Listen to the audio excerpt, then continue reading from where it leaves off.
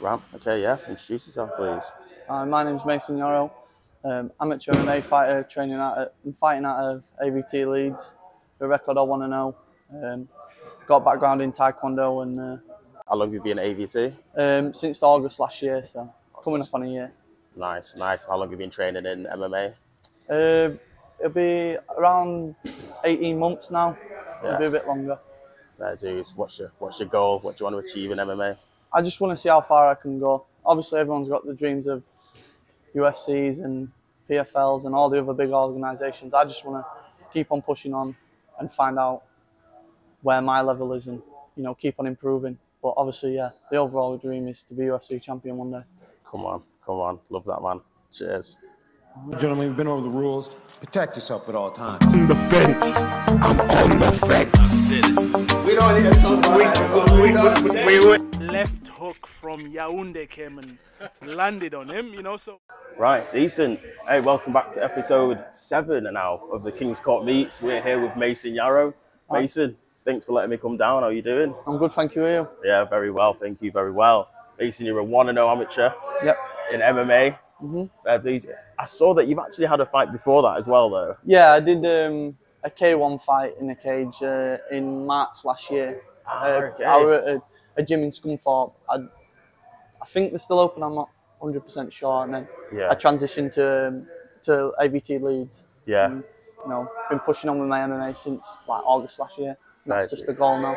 Fair dues. And 1-0, not only 1-0, undefeated. I mean, you could say that, yeah.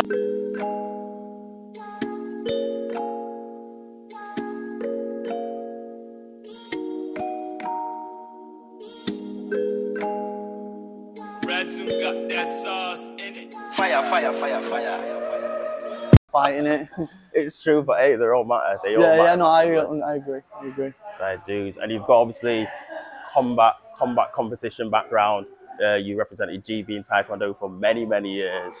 So yeah, just tell us a bit about your background there. Yeah, I mean, I started Taekwondo when I was 9. But I played football up until about 12, and then 12 it's sort of when actually 11, when I was in year 7, it sort of like pushed on from there. I started taking a lot more serious, training more, fighting more regularly, and then I represented GB Taekwondo for the first time when I was 13, so in 2014 in the Cadet World Championships, which is your age group's World Championships in Azerbaijan. Oh wow, okay. Yeah, and then the following year with another World Championships and the Europeans. The Europeans were in France and the Worlds were in Korea. So that was 14. Yeah, I've been some crazy places competing, and it's been a roller coaster. Progressed through the age groups. I joined the full-time academy when I was 18, just before the World Championships in Manchester in 2019. Yeah. And then I left in October 2021. Just still fairly recent then. Fairly recent, yeah. Yeah. Fair dues. And it's funny because I always get sort of like interested and intrigued in terms of like how people have that competitive nature from a young age. Yeah. You said you started playing football and whatnot, but you started actually competing and fighting from the age of, like you said, like 14 and whatnot. Where's that come from? I wouldn't say I think looking back, we're always really hyperactive, and I've got a little brother who's 3 years younger than me, and we were like, like we had that brother like competition all the time, like like we used to, like we loved wrestling growing up. We used to like do all the moves, and then I don't know, it's something I've definitely understood as I've got a bit older. Like I do really like competing, and I do enjoy fighting and stuff like that. Like I used to, like when I look back on my football days, I used to hate losing and not knowing I couldn't do anything about it. Like in these sports, in Taekwondo and in MMA, it's on you. It's all individual. If you've not put the work in, it's going to show. So it's all in my hands. I like to think it's obviously not, but I can control a lot more factors. That's it. You control a big part of your destiny in it, which is really good. And so, how did you first encounter it? How did you first get into it?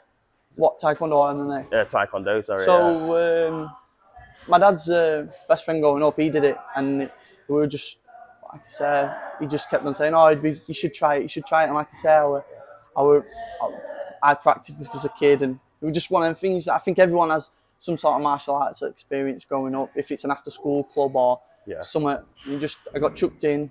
I can't think off the top of my head. I think I was training for 6 months, maybe less, and had my first fight.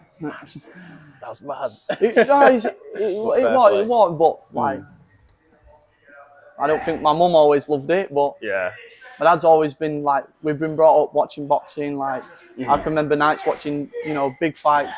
Like Manny Pacquiao's my favourite boxer. I remember watching Manny Pacquiao versus Anthony Margarito with my dad. You know what I mean? Like, we've just been, I just enjoyed that sort of stuff. So. Yeah, it's like a staple for you. Yeah. No, fair dues. And before we move on, you said you like football. What team do you support? Leeds. Leeds. Yeah, I'm a Leeds fan. Yeah, we're in Leeds, we are in Leeds, to be honest, so I can't say much about it. I'm from Manchester, the red side of Manchester, so it's it's fine. Bit sticky at the moment, but I'm keeping my head down. So, but okay, we'll come back to Taekwondo. But obviously, your last fight against, was it James Dean? Was it against Josh Dean? Josh Dean. That's James Dean's there. He's the music artist. That's on the film guy. Yeah, Josh Dean. Fair play. I think going into that fight, I think a lot of people expected you to be very much kick heavy. Yeah. And obviously you did incorporate your kicks into that fight, but my word, your striking was on point.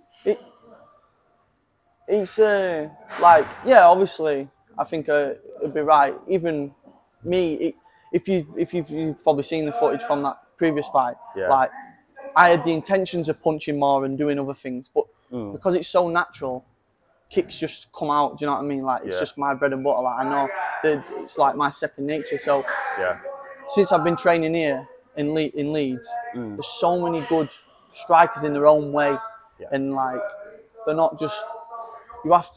I've had to improve with my hands, and I'm starting to feel a lot more confident with them. And I'm actively trying to get better with it. I'm not just trying to stay in one point and be like, oh well, I can kick. Now I want everything to someday hopefully match my kicks. Like, definitely. Probably if when I do eventually get into a sticky situation in MMA, they're probably going to come out a lot more. Yeah. But it's all about growing and getting better, and it's not about just trying to stay in one spot and just kick. Plus, they don't always work. You catch a kick, you're getting took down, aren't you? It's true. So you have to be wary of that, and I think probably you knowing that obviously has made you work more on your striking, made you work more on your knees and your Muay Thai clinches and whatnot. Because I think it wasn't really the kicks that did the damage in that fight. It was your striking and then that knee to finish it off. Fair dues. And I've watched a lot of amateur fights before, but I think really the level that you showed there is really top level for an amateur fighter. That's 1-0. Like, it's really good. Well, I do believe I've got the ability to be able to push on and reach a good level. Yeah. Obviously, ability in everything, it's hard work and dedication. And I do believe I put in the right amount of time here, with the right partners. And I've got the good coaches in Jay and Danny, pushing us. And there's, like you said off camera, there is a lot of talent coming out of Leeds at like this gym at the minute. Massively. Charlie's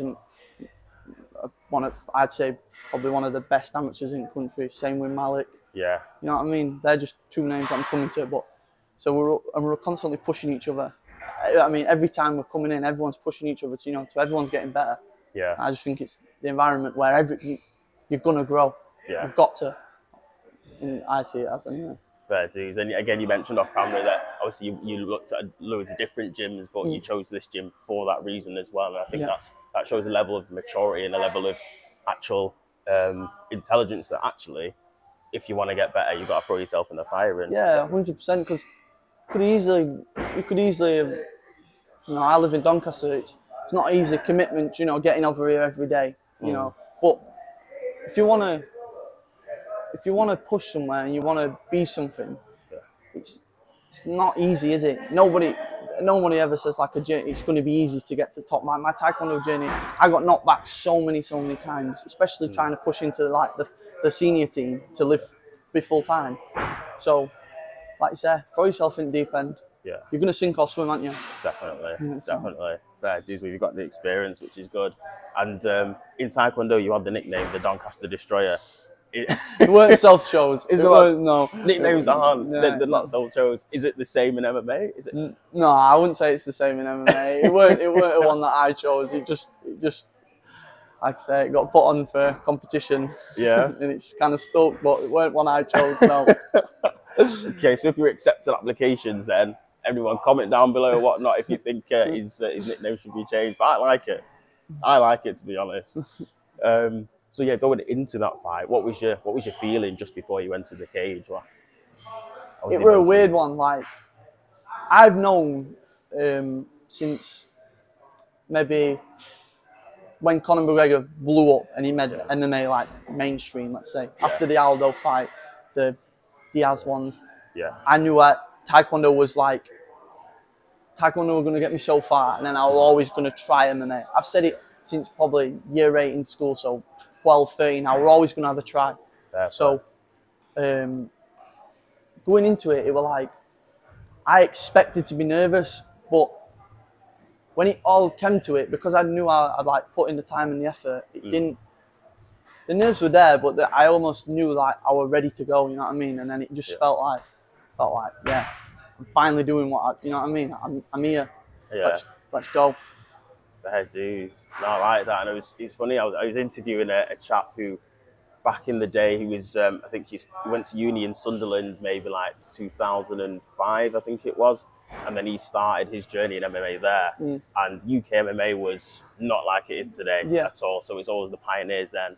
And it's funny to see that, well, it's great to see that now actually people that are your age when you were in school wanting to aspire in MMA, seeing the likes of Conor McGregor and your Diaz's and whatnot, and saying, actually, I want to do that. Yeah. And I think that's going to build UK MMA massively. Oh, definitely. There's going to be a lot more kids. It's a lot more accepted now, isn't it? Yeah. You can say you can say, like, I mean, it's never been, people have never looked at me any different when I say I do it, but I imagine the early people who said, oh yeah, I'm a cage fighter, they'll probably just think like, oh, I just like having a fight then, really, don't you? But there's so much more to it. It's so technical. You've got to be very well-rounded to reach a good level. Yeah, that's it. No, fair dues. And then, so you started training August last year, did you say? August, yeah. And so your fight obviously was it April, was it though? No, February. Was it February? Yeah. Fair dues. So that was, did you always know about February time you wanted to have a fight then? No, there were no planning in it. I just, like I said, I threw myself in deep end here. And the first couple of weeks, it were a challenging experience and got found out a lot. But it was one of them where we're like, right, this is obviously a place to be. There's talent, you're surrounded by talent. Yeah. Just push yourself, apply yourself. And then I didn't push for a day. I just, after Christmas, I was turning up and I just said to Jay, I said like, I'm feeling like I'm getting there. Am I ready? Or is there something that you see that, all right, you need to work on this? And if they had said that, it'd have been like, all right, go away, work on it, and then go back. But you were like, nah, let's have a go. And that was it. We were like a massive influence here. Tommy Hawthorne, he's helped me in so many ways, like wrestling, just being like same with Oscar as well. They've like, I wouldn't say took me under the wing, but they're always helping me. They're a bit older. Yeah. But like them two, like Tommy were like, oh, he's fighting the same night. He fought on that Almighty show. You're like, oh yeah, get on it. Yeah. So, it just all fell perfect, really, in a way. Fair dues. And then the feeling when you got that victory, how did you feel? It was next level. Like, you've probably seen, I ran and jumped on cage, and like I'm in a very, very lucky situation. Like, I've got a big family and a lot of people from our village, Dunscroft, get behind the lads when they're they're pushing on and they're trying to do something.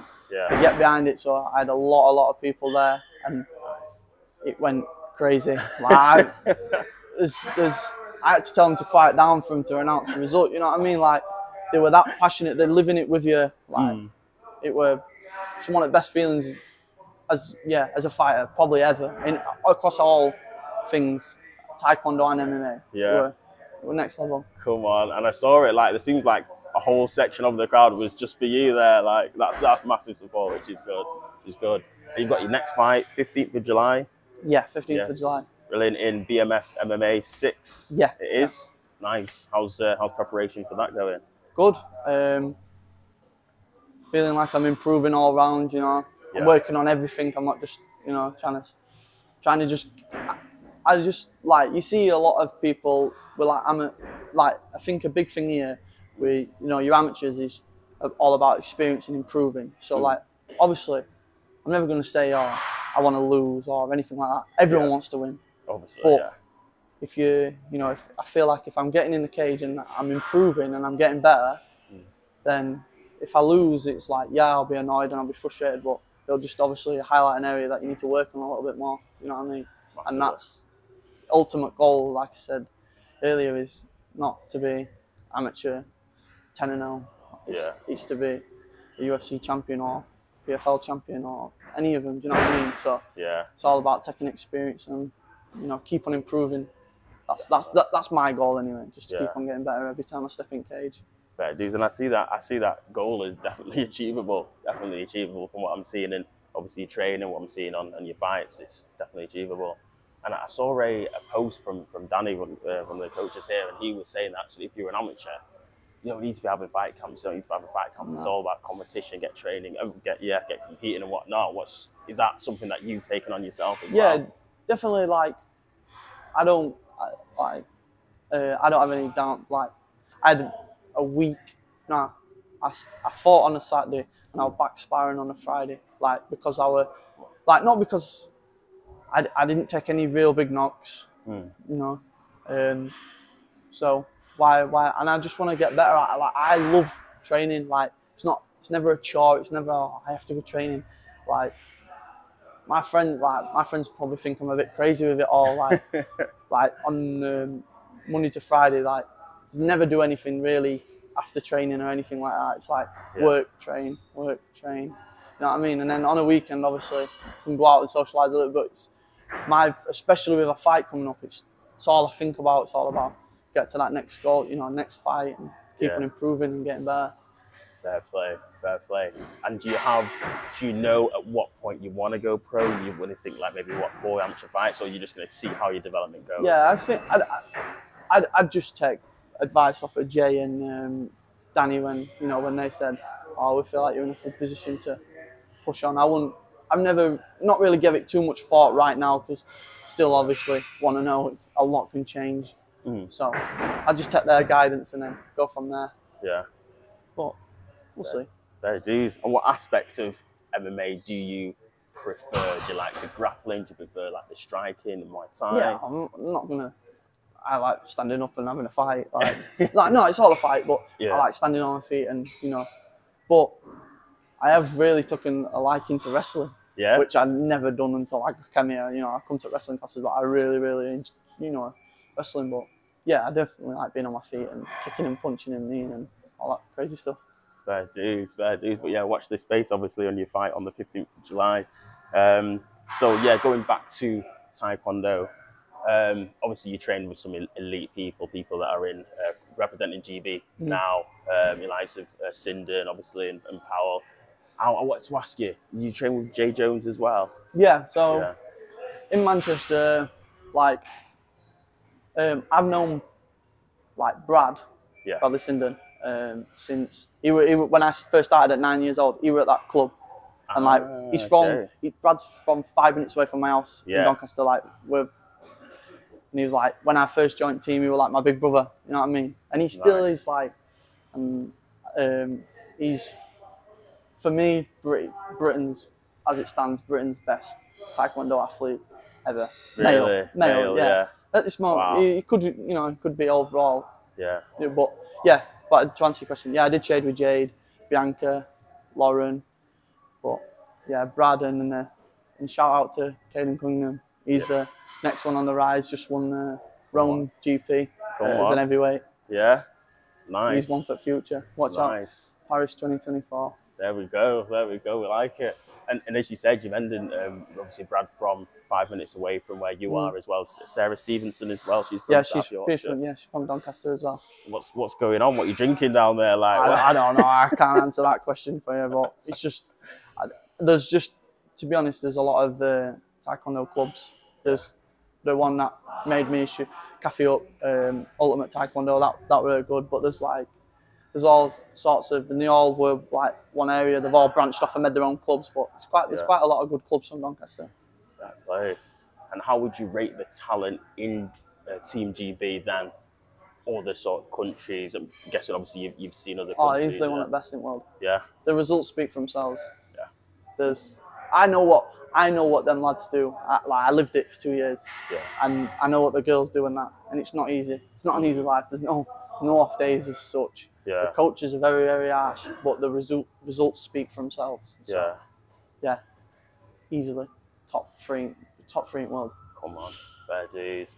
And in the terms of, obviously you're still in school when you're like 14, 15 sort of things. How was that managing that sort of balance between training and school and whatnot? I'll be honest with you, I knew once I first started competing like a good level at Taekwondo, I wanted to be a full-time athlete. Come on. So, like, my mum might tell you, maybe I probably could have done a lot better at school. Yeah. I didn't do bad. I passed everything, I think, bar French, but I passed everything, you know what I mean? Yeah. But I probably could have, you know, if I'd have put my mind to it, excelled a bit better at school. But I don't know, I just love that. I just knew that's what I wanted to do. Yeah. And I just thought the thought of being, you know, getting paid to be an athlete, doing a sport you love, there's really no better way of living, is there really? Fair dues. And as you said before to me, like the relationships that you made obviously in Team GB, that's going to continue for a lifetime, isn't it? Oh yeah, definitely. Like I say, Brad and Caden, they'll be mates for my entire life. Nice, love that. Right, brilliant. And I've taken a lot of your time here, so I just wanted to, the next thing that we do is quick fire questions really, so just little skit, this or that sort of thing. Yeah. Give you two options, first thing that comes to your head. Yep. Ready? Right, winning a bout in Taekwondo or an MMA fight? MMA fight. Nice. Training for Taekwondo or training for an MMA fight? I'd say MMA because I do it now. Fair dues. What do you prefer, Doncaster or Leeds? I'm a Donny lad. You're a Donny lad, fair dues. Stone Cold Steve Austin or The Rock?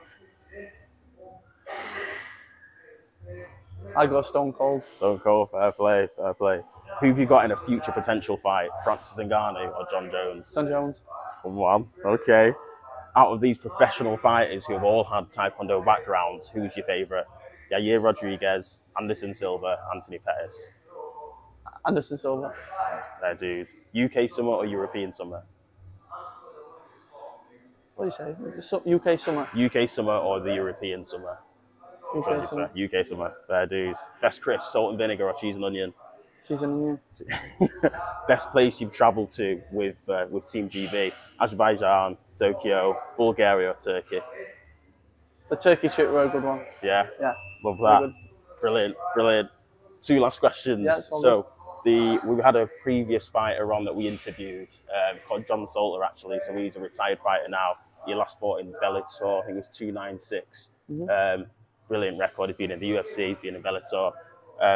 He had a question for you, not knowing who you're going to be. The question was, because he trains with kids as well, how many 5-year-olds do you think you can take at one time? I don't know. That's a weird one.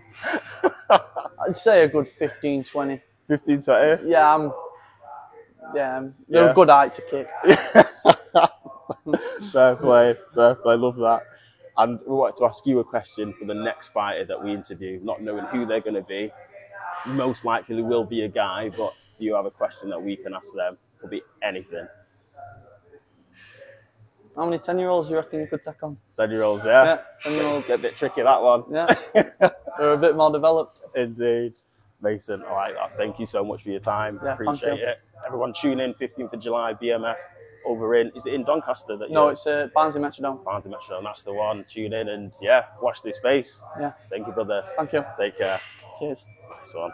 All right, gentlemen, we've been over the rules. Protect yourself at all times. On the fence. I'm on the fence. We don't need to talk about that. Left hook from Yaoundé came and landed on him, you know, so